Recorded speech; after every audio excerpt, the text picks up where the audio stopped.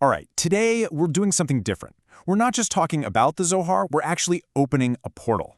We're going to use the text as our guide to step right through the veil of reality and into the third habitation, the Madora Telita'ah. And listen, this isn't just some metaphor for a place of punishment. No, what we're talking about is a meticulously engineered cosmic reality. It's a realm of pure, raw judgment, and it's pulsing with an intensity that can purify you or consume you completely. So get ready, we're about to see how the mechanics of divine fire really work. You know, the Zohar's description is so simple it's almost chilling.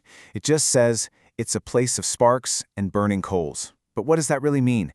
Let's try to picture it in, 4K resolution. Imagine this vast, absolutely terrifying domain. There's no sun. The only light comes from this eternal, blazing fire. A fire that doesn't create soft shadows, only these sharp, pitch-black voids. And look, that's the Nahar Dinur, the river of fire. It's not water, it's molten light, surging through these gigantic chasms. And that sound, that deep roar, that's the sound of cosmic law being executed. And see those towering figures? They're beings of pure deen. We're talking unfiltered judgment, and they move like living flames across the landscape. And way back in the deepest recesses, you can just make out this commanding presence, someone woven right into the fabric of the fire itself. That's the system's enforcer. And here's the thing you gotta understand. This place isn't chaos, not at all. It's an active processing center for raw cosmic power. Okay, so that's the feeling, right? The awe, the terror of just standing at the edge of this place. But now, let's pull back. Let's look at the blueprint, the schematics. To really get what this realm is all about, you have to switch gears and think like a cosmic engineer. See, this fiery place isn't some accident. It's not a punishment that was just tacked on at the end of creation. Nope. It's a fundamental, high-security enforcement layer that was built into the divine operating system from day one. It's here for a very specific reason, it has a job to do, and it runs on these precise, unbreakable laws that control the flow of all spiritual energy. Every great system has a power source, right? A central reactor. Well, for this whole domain of judgment, the power plant is the Sephirah of Gevurah. Now, Gevurah means severity, strength, raw, unyielding judgment. But it's so important to understand that severity here doesn't mean anger or cruelty. It means precision. It's the force that creates boundaries, that defines form, that says this far and no further. All the fire, all the strict justice, every single calibrated consequence we're about to explore, it all starts as an emanation from this one formidable attribute. Like the Pardish Rimonim says, whenever you see fire in these texts without any other explanation, it's talking about Gevurah. It's the core code of the entire system. So how does this raw energy from Gevurah actually turn into something real in our world?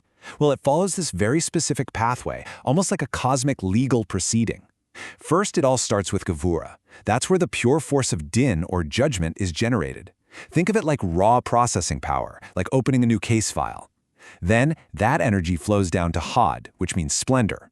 Here, it acts like an echo chamber, taking that raw force and shaping it, articulating it as a specific, detailed accusation. The case file is now filled out.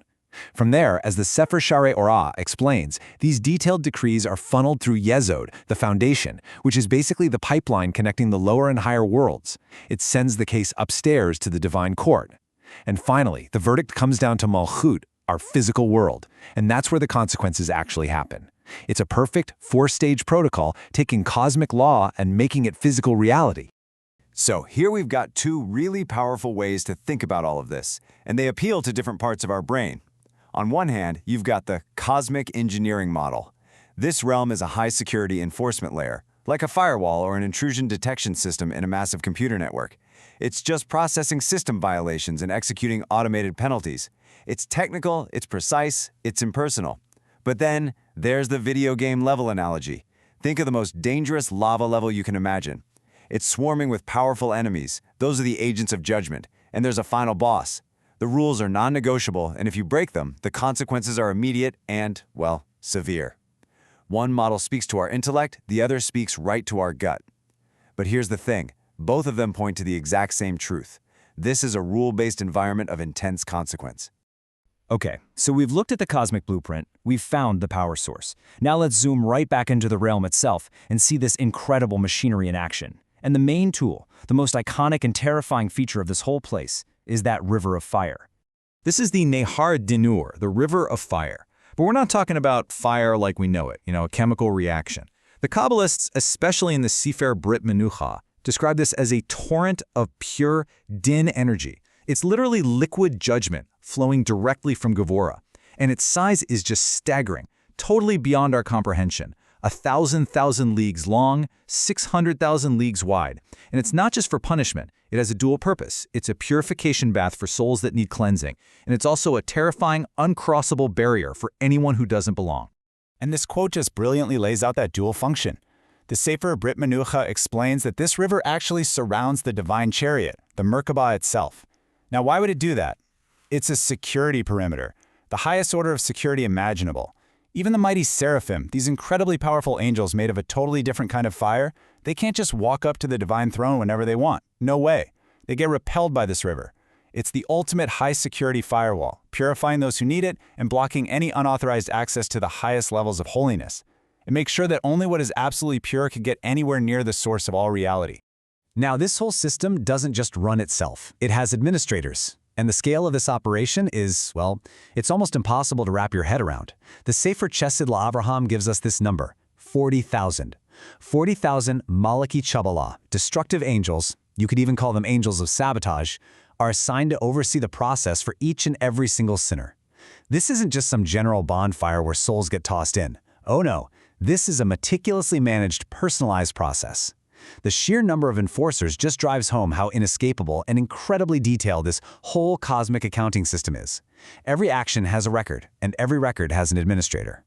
And this slide just reveals the horrifying mathematical precision of this place. This is not chaos. This is architecture. The Sefer Chesed LaAvraham lays out the structure of Gehenna in excruciating detail. I mean, look at these numbers, 7 Gehennas, each with 7 habitations, and inside those, you've got rivers of fire and hail of just immense size. But it gets even more granular, almost fractal in its design of consequence. 7,000 crevices, each one holding 7,000 scorpions. And it just keeps going. Each scorpion has 300 segments, and each of those holds thousands of flasks of gall, which then feed rivers of poison so potent that a single touch causes the spiritual body to just rupture.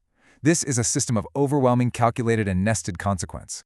So this brings us to probably the most controversial and misunderstood figure in this entire domain. If this is a divine system of judgment, and it's built with such insane precision, who is the special operative in charge of running its harshest protocols? Who is the shadow administrator of this fire-drenched realm? The answer is one of the deepest, most difficult paradoxes in all of mysticism. The Zohar states it plainly. Samael Chayawa Eshtekataman. Samael the wicked is found there. He's the primary force from what's called the Sitra Akra, the other side. But here is the absolutely crucial point, his location. He isn't storming the gates of heaven. He is found in the third habitation, operating within it. He's not a hacker breaking into the system. He's an integral sanctioned part of its machinery. He's the agent whose very nature is perfectly aligned with the harshest expression of Gevurah, and he's assigned to handle the most severe cases of spiritual corruption. Let's jump back to our tech analogy to really try and grasp this paradox. So, the main divine system is like a mainframe operating system. It's designed to run on Chesed, on mercy, connection, and order. Its whole goal is to expand and give. But for total system integrity and security, it has this separate, aggressive subsystem, Samael. He operates entirely from the side of Gevurah, of severity. His function? He's an adversarial tester. He's an enforcer of the harshest protocols. He's programmed to seek out corrupted packets, sins, that violate the system's integrity. And then he isolates and processes them with maximum, unfiltered severity. He is a rogue agent, but he's a sanctioned one, a necessary component for dealing with the deepest system violations. So, we've explored the terrifying what and the really intricate how of this realm. But all of this leads us to the most important question of all, doesn't it? Which is why? Is the system purely about punishment, just a place of cosmic revenge? Or is there a deeper purpose to all of this immense architecture of fire and judgment? The Sefer Chesed LaAvraham gives us a really profound key to understanding the why. It teaches Shahar Avera, Avera Atzama. The wage, or the consequence of a sin, is the sin itself. What does that mean? It means the punishment isn't some external penalty that's imposed from the outside. The fire of Gehenna is not a separate punishment for the fire of the Yetzer Hara, the evil inclination. It's the same fire, that burning, selfish desire you feel for a transgression in this world. That becomes the very fire that purifies your soul in the next. So the punishment isn't arbitrary. It's the natural, metaphysical result of the action itself, just unfolding in a different dimension. And this purification isn't necessarily the end of the line. For most, it's a stage in a much bigger, much more hopeful process called Gilgul Neshamat, the reincarnation of souls. The third habitation isn't an eternal prison. It's more like a powerful and, incredibly painful processing center.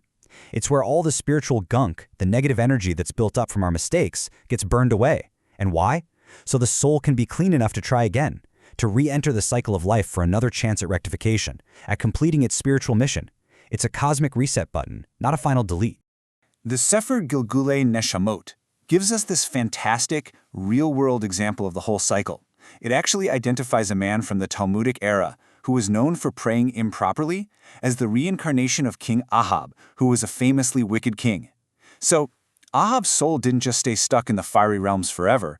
After a period of intense purification, it was sent back. But why as this specific person? Well, Ahab's core sin was idolatry, a fundamental corruption of his connection to the divine. So his reincarnation as a man who prayed improperly, who had a flawed connection in his communication with God, gave him the perfect targeted opportunity to correct that specific spiritual flaw. The system isn't just about punishment. It's ultimately about correction. It's all aimed at tikkun, at rectification. And this brings this entire vast cosmic structure all the way down to the most intimate, personal level. Because in Kabbalah, there's this fundamental principle. The macrocosm is always a mirror of the microcosm. The universe is a reflection of the soul, and the soul is a reflection of the universe. And that's not just pretty poetry, it's considered a fundamental law of reality. So that grand external blueprint of the divine palaces, the Heikalot, and that includes the fiery third habitation we've been talking about, it's not just out there somewhere in a distant spiritual galaxy, it's a map. It's a map of the intricate inner architecture of the human soul. Every cosmic realm, every angelic administrator, every single river of fire has a parallel, a corresponding force inside each and every one of us. The force of Chesed, that's the love in your heart. The force of Gevurah, that's your own self-discipline. The whole cosmic drama is playing out inside your own consciousness right now. And so here's the crucial point, the real takeaway. The Zohar isn't just giving us a tour of a spiritual dimension to scare us, it's showing us a mirror. That external fire of Gehenna, the one that processes the consequences of our actions, is a direct reflection of the internal fire of the Yetzer Hara, the evil inclination. That burning of unchecked desire, of anger, of ego that rages inside the human heart, that is the fire of Gehenna in potential form. So the battle against the external fires of judgment, it's ultimately won by mastering the internal fires of our own inclinations, right here and right now. Which leaves us with the final and pretty unavoidable question. We've seen that the cosmos is this vast, intricate architecture of judgment and rectification, of consequence and correction. So if the universe is a building, and you are a reflection of that universe, what are you building within yourself? What kind of internal architecture are you constructing, moment by moment, with your thoughts, your words, and your actions? Well, that's our journey for today. Thank you for joining us for this complete trip through the Pardes. We really hope these ancient truths help you and your family improve your own dimensions this week. If you enjoyed this full chapter deep dive, please like, subscribe, and share which part of the journey touched your soul in the comments. We read them all. We'll see you in the next chapter.